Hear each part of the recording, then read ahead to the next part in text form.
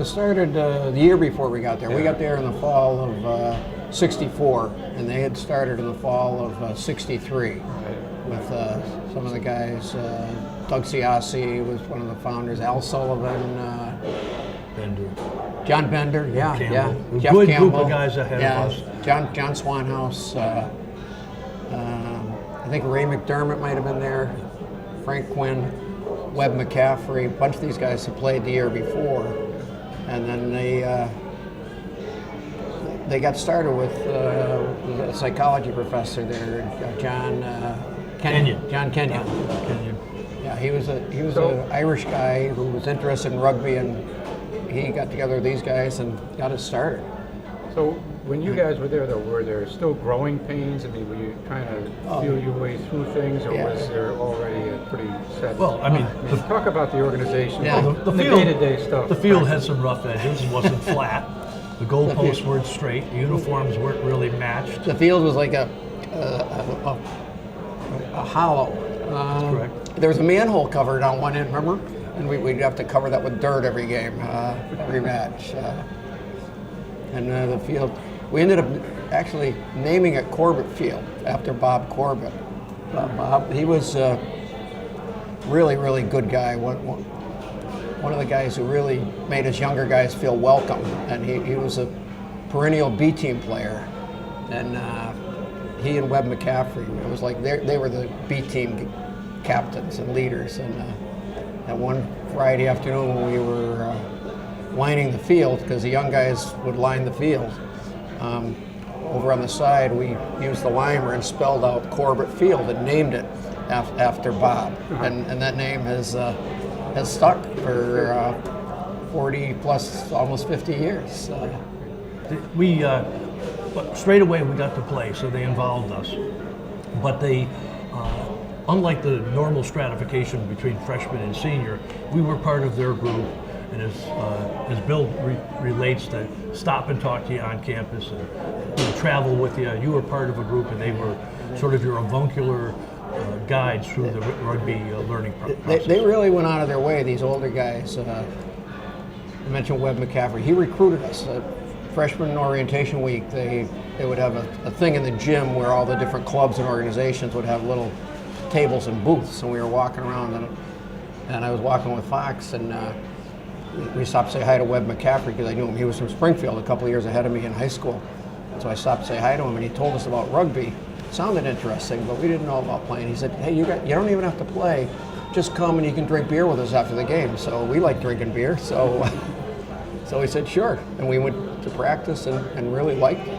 But then these older guys would kind of take us under their wing, teach us about the game, and then you'd be walking around campus during the day, and if they'd see you, they'd stop and talk to you and make you feel welcome, you didn't know too many people on campus, but they went out of their way to really make us feel welcome, like part of the group.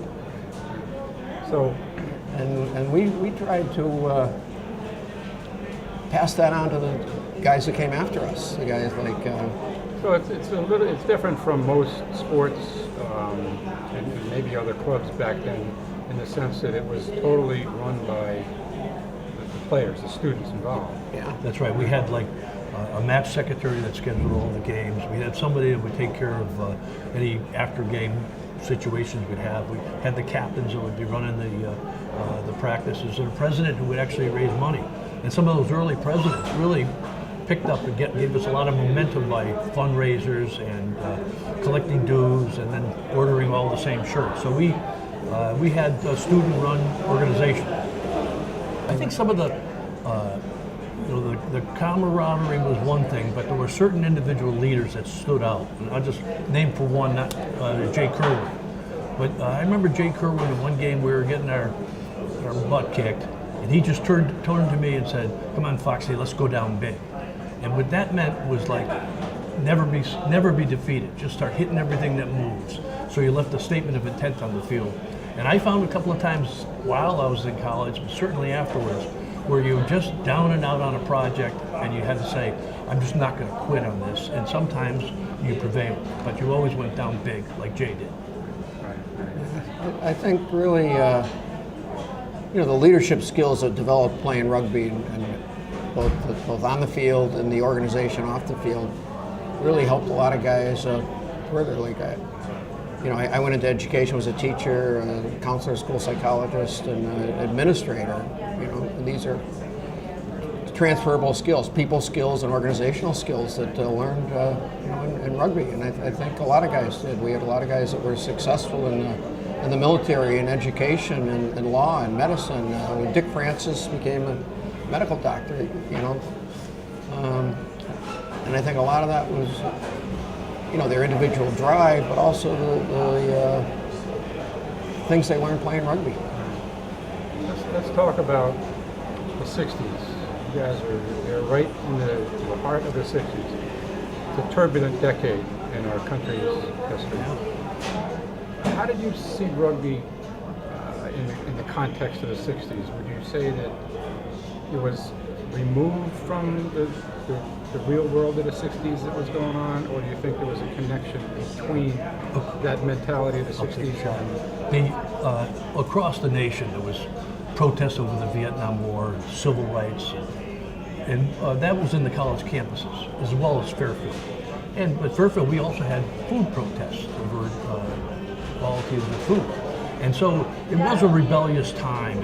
Many of us were against the institution. I think we had the Catholic universities across the nation was a little more behind, trying to hang on to the previous decade. So they saw rugby as a sort of weird thing. People hitting each other without protection, and the unthinkable afterwards, some kind of a drink up. This didn't mesh with the rhythm of the institution. So it kind of took on a rebel character.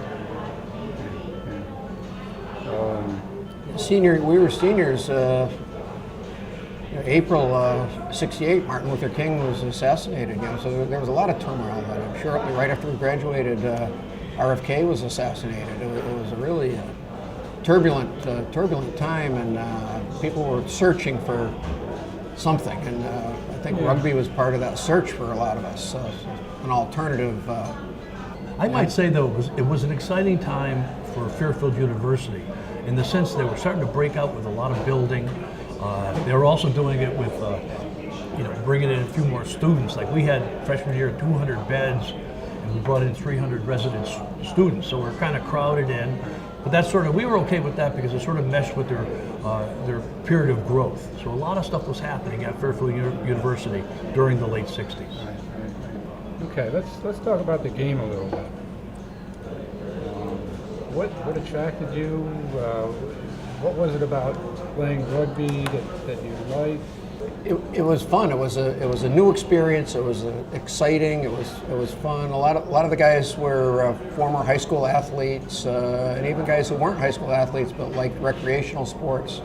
I think one of the great things about rugby is no matter what skill level you are, there's a place for you. Like we had an A, B, and C team, and the guys on the C team had just as much fun as the guys on the A team. The guys on the C team gave you a chance, learn the game and work your way up. Somebody with average athletic skills but good drive and determination could become a pretty good rugby player. I've been trying to think about why I'm so captivated for my 45-year career in rugby, and I think that part of it is the camaraderie, and as Bill says, anybody can play hooker and anybody can be big, but also go back to William Webb Ellis.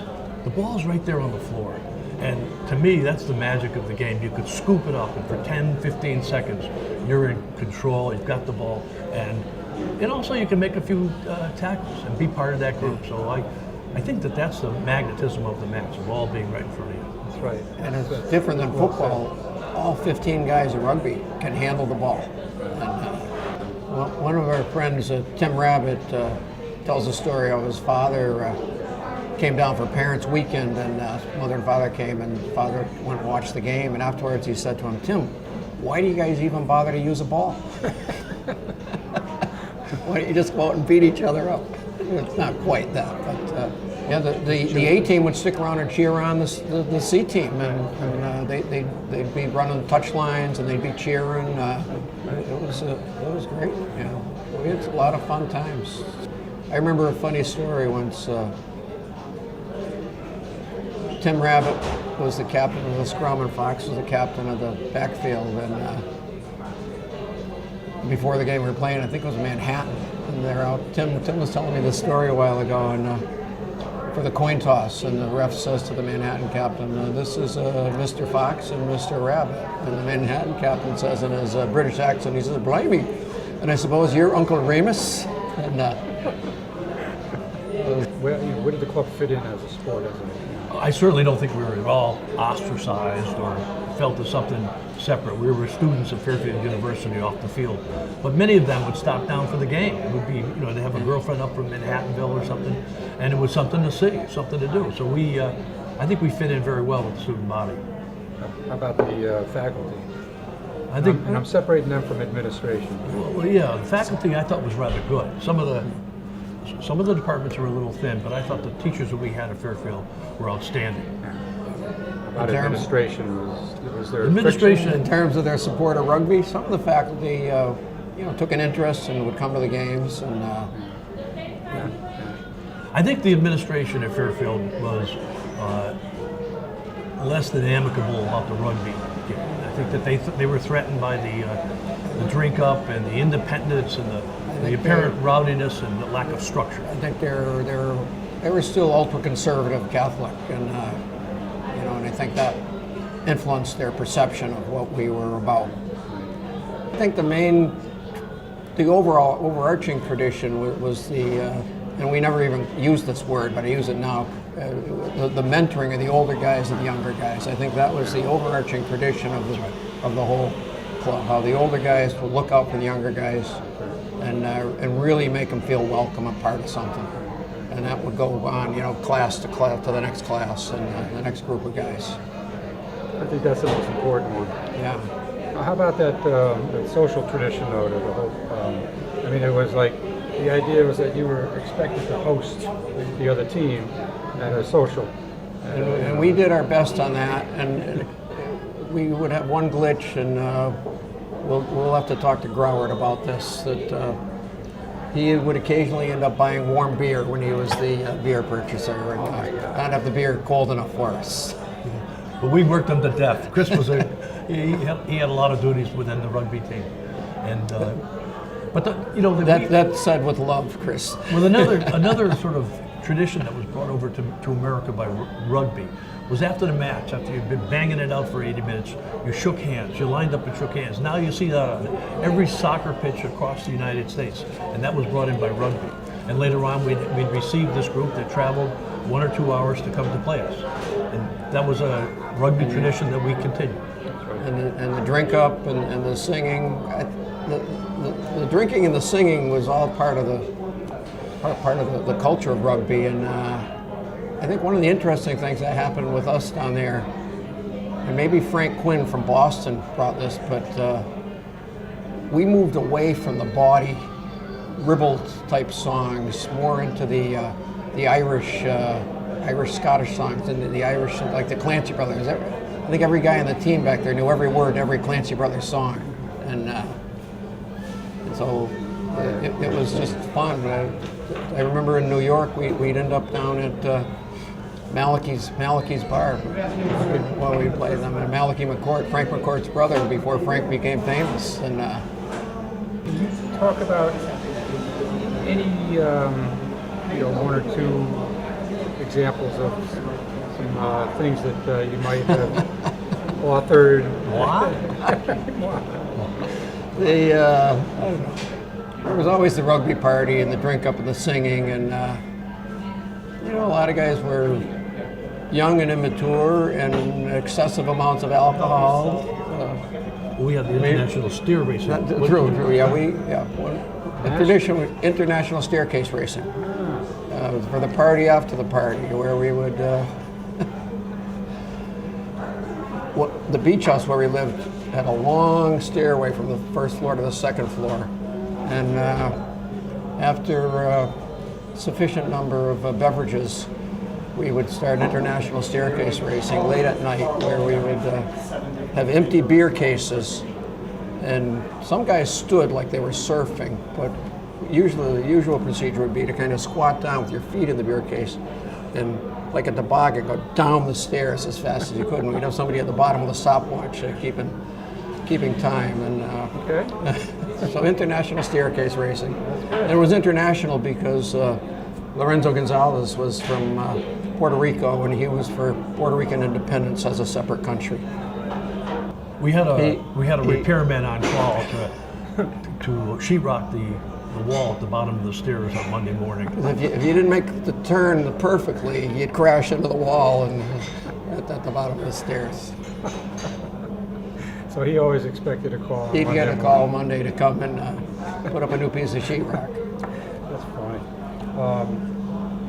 Did you guys go on any tours? Overseas? We had a tour, I think, junior year to the Bahamas. I couldn't go, I had to work, but that was a successful tour. Yeah. Okay. And then I think the year after we left, I think the club went to England. Yeah.